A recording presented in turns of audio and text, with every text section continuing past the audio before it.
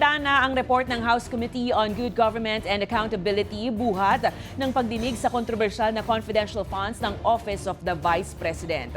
Nagiging maingat naman ang Kamara sa pagproseso sa dalawang impeachment complaints laban kay VP Sara alinsunod sa Rules of Procedure. Ang balitang A to Z ni Kim Salinas. Maglalabas na ng report ang House Committee on Good Government and Public Accountability sa isinagawang inquiry ukol sa umano'y hindi tamang paggastos ng confidential funds ng Office of the Vice President at DepEd.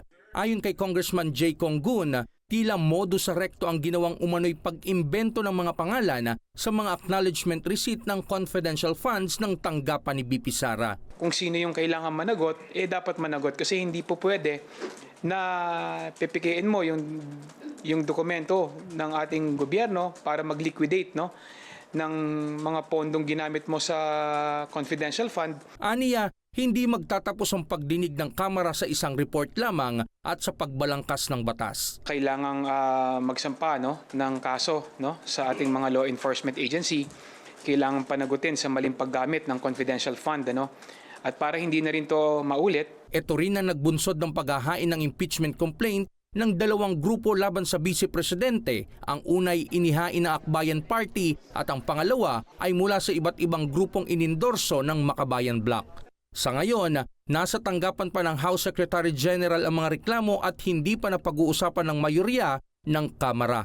Ayon sa mga mambabatas, nagiging maingat lamang sila sa pagsunod sa Rules of Procedure. We should be more prudent kasi alam niyo naman may technicality when it comes to the first, second, third impeachment petition. So I think to give the House a better leverage and a better appreciation, mas maganda sabay-sabay na i-endorse. Hindi naman siguro tayo nagmamadali na gawin ito.